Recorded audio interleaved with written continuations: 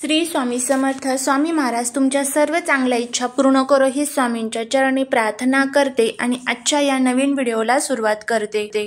उद्या आहे 6 एप्रिल वार रविवार आणि या दिवशी आलेले आहे प्रभू श्री रामचंद्रांची श्री रामनवमी. या दिवशी आपल्याला आपल्या घरामध्ये काही उपाय सेवा करायचे आहेत. उद्या आपल्याला अंघोळीच्या पाण्यामध्ये ही एक वस्तू टाकायची आहे. यामुळे काय होईल तर आपल्या मनातील ज्या काही कठीणातील कठीण इच्छा आहेत तर त्या पूर्ण होतील. आपला आजारपण नजरबाधा शत्रू 24 तासात संपेल. जीवनातील 7 पिढ्यांचं दारिद्र्य नष्ट होईल. तर असा हा प्रभावी उपाय आपल्याला करायचा आहे. हा उपाय कसा करायचा, कोणत्या वेळेमध्ये करायचा याबद्दलची सविस्तर माहिती आज या व्हिडिओमध्ये मी तुमच्या बरोबर शेअर करणार आहे. त्यामुळे व्हिडिओ हा स्किप न करता शेवटपर्यंत पाहत रहा. तुम्ही जर चॅनलवरती नवीन असाल तर चॅनलला सबस्क्राईब करून कमेंटमध्ये जय श्रीराम लिहायला विसरू नका, जेणेकरून प्रभू श्री रामचंद्रांची तुमच्या कुटुंबावरती भरभरून कृपा होईल. रामनवमी जी असते तर ती चैत्र महिन्याच्या शुक्ल पक्षाच्या नवमी तिथीला साजरी केली जाते. या दिवशी देवी दुर्गेच्या सिद्धदात्री रूपाची देखील पूजा केली जाते. कारण या दिवशी नवरात्रीचा शेवटचा दिवस असतो, म्हणजेच चैत्र नवरात्रीचा नवमी तिथी देखील असते. या दिवशी आपण आपल्या घरामध्ये 9 दिवे लावले पाहिजे. हे 9 दिवे आपण ज्या वेळेस आपण श्री रामचंद्रांचं पूजन करणार आहोत त्या ठिकाणी लावले पाहिजे. नंतर उचलून ते आपल्याला तुळशीजवळ ठेवायचे असतात. या 9 दिव्यांमुळे आपल्या जीवनातील जे काही दुःख दारिद्र्य आहे तर ते दूर होतील आणि त्याचबरोबर जीवनामध्ये असणारे सर्व संकटांचा देखील नाश होईल. तर उद्या सकाळी उठल्यानंतर स्वच्छ तुम्हाला आंघोळ करायची आहे. त्यानंतर तुम्हाला आपल्या घरातील रोजची जी देवपूजा असते तर ती करून घ्यायची आहे आणि त्याचबरोबर प्रभू श्री रामचंद्रांचं पूजन करायचं आहे. प्रभू श्री रामचंद्रांचं पूजनामध्ये पिवळ्या कलरची फुलं आणि पिवळ्या कलरची वस्त्र, पिवळ्या कलरची मिठाई ही आवर्जून असावी. त्याचबरोबर या दिवशी काही चुका ज्या आहेत तर त्या आपल्याला प्रामुख्याने टाळायच्या आहेत. या दिवशी मोठ्यांचा चुकूनही अपमान करायचा नाही, वयोवृद्धांना आपल्याला चुकूनही बोलायचं नाहीये. त्याचबरोबर प्राणीमात्राची सेवा करायची आहे. त्याचबरोबर गोरगरिबांचा छळ करायचा नाहीये आणि जर शक्य झालं तर दानधर्म करण्याचा प्रयत्न करायचा आहे. या दिवशी अयोध्येला तुम्हाला तोंड करून तुमच्या समोर साक्षात प्रभू श्री रामचंद्रांची मूर्ती आहे अशा पद्धतीमध्ये भाव ठेवून दिव्याने तुम्हाला दक्षिण दिशेला तोंड करून ओवाळायचं आहे आणि प्रभू श्री रामचंद्रांना नमस्कार करायचा आहे. या सर्व गोष्टी आपल्याला करायच्या आहे आणि त्यासोबतच हा जो एक उपाय आहे तर तो करायचा आहे. आता हा उपाय कसा करायचा त्याची आपण माहिती घेणार आहोत. त्यामुळे जर तुम्हाला हा व्हिडिओ आवडला तर चॅनलला सबस्क्राईब करून कमेंटमध्ये जय श्रीराम लिहायला अजिबात विसरू नका. आपल्या हिंदू धर्मामध्ये आंघोळीला विशेष महत्त्व दिलं जातं. ज्या वेळेस या पवित्र तिथी असतात या पवित्र तिथींना गंगेच्या पाण्यामध्ये स्नान करायला खूप अनन्यसाधारण महत्त्व असतं. पण प्रत्येकालाच गंगेच्या पाण्यामध्ये स्नान करणं इतकं शक्य होत नाही. त्यामुळे ज्योतिषशास्त्रामध्ये आणि वास्तुशास्त्रामध्ये जे हे काही प्रभावी उपाय प्रभावी सेवा सांगितल्या जातात हे जर आपण आपल्या घरच्या घरी केले तरीही त्याचे खूप चांगले फायदे होतात.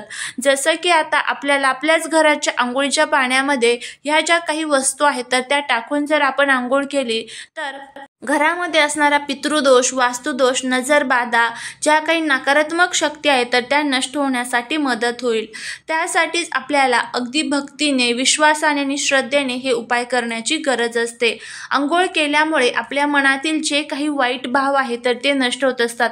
आंघोळीने फक्त आपलं शरीरच शुद्ध होतं तर नाही तर आपला आत्मा देखील शुद्ध होत असतो. आंघोळ करत असताना आपल्या मनामध्ये कधीही कोणाबद्दल वाईट विचार नसतात. बघा अशी काही लोक असतात ना त्यांना आपली झालेली प्रगती जी आहे तर ती बघवत नाही आणि आपण याला शत्रुपिढ्याचा त्रास म्हणत असतो. ह्या ज्या लोकांची नजर आहे तर ती आपल्या घरातील लोकांना घरातील मुलाबाळांना लागते. कुठेतरी हट्टीपणा चिडचिडपणा तापटपणा हा घरामध्ये खूप मोठ्या प्रमाणामध्ये वाढत असतो. घरामध्ये वाईट शक्तींचा प्रभाव हा आपल्याला खूप मोठ्या प्रमाणामध्ये जाणवत असतो. ज्यावेळेस या सर्व गोष्टी आपल्यासोबत घडत असतात त्यावेळेस हे का होतं कारण घरामध्ये वाईट शक्तींनी प्रवेश केलेला असतो. ज्यावेळेस या पवित्र तिथी जवळ येतात त्यावेळेस आपल्याला हे जे दोष आहेत तर ते प्रखरतेने जाणवत असतात आणि जर या पवित्र तिथींवरती आपण काही उपाय केले तर नक्कीच आपल्याला त्याचे जे फायदे आहेत तर ते बघायला मिळत असतात.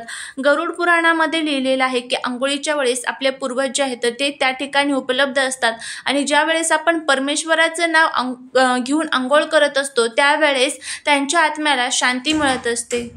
त्यामुळेच आपल्याला मनामध्ये कोणत्याही प्रकारचे वाईट भाव आणि विचार न ठेवता हे जे काही उपाय असतात, सेवा असतात, तर त्या करायच्या असतात।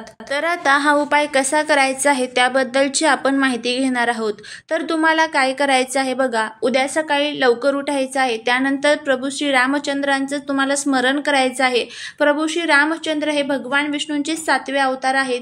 त्यामुळे भगवान विष्णू आणि माता लक्ष्मीची सेवा करायला सुद्धा विसरू नका। घरामध्ये रामरक्षा, त्याचबरोबर लक्ष्मी चालीसा, विष्णू चालीसा आणि त्याचबरोबर रामस्तुतीचं पठण करण्याचा प्रयत्न करा। आणि नंतर तुम्हाला हा जो उपाय आहे तर तो देखील करायचा आहे। सकाळी हा जो उपाय आहे तर तो ब्रह्ममुहूर्तामध्ये करण्याचा प्रयत्न करायचा आहे। नाही ब्रह्ममुहूर्तामध्ये शक्य तर सकाळी 6 वाजायच्या अगोदर हा उपाय तुम्हाला करायचा आहे। या उपायासाठी तुम्ही गार, गरम, थंड कोणतंही पाणी घेऊ शकता, काहीच अडचण नाहीये। आता काय करायचं आहे, एक प्लेट घ्या आणि त्या प्लेटमध्ये तुम्हाला ह्या ज्या वस्तू मी आता सांगणार आहे तर त्या ठेवायच्या आहे। सर्वात प्रथम बडीशोप, जिरे आणि त्याचबरोबर दालचिनी जी असते तर त्याची थोडीशी पावडर करून तुम्हाला त्यामध्ये ठेवायची आहे। त्यानंतर तुळशीची 2 पानं तुम्हाला ठेवायची आहे। आता उद्या तुळशीची पानं सकाळी तोडता येणार नाही, त्यामुळे ती आजच तुम्हाला तोडून ठेवायची आहे। त्यानंतर थोडंसं गंगाजल तुम्हाला त्यामध्ये टाकायचं आहे। गाईचं जे कच्चं दूध असतं तर ते टाकायचं आहे। या सर्व वस्तू एकत्र करायच्या आहे आणि ही जी एक वस्तू आता तयार झालेली आहे, म्हणजे हा जो एक उतारा तयार झालेला आहे, हा संपूर्ण उतारा तुम्हाला तुमच्या अंघोळीच्या पाण्यामध्ये टाकायचा आहे।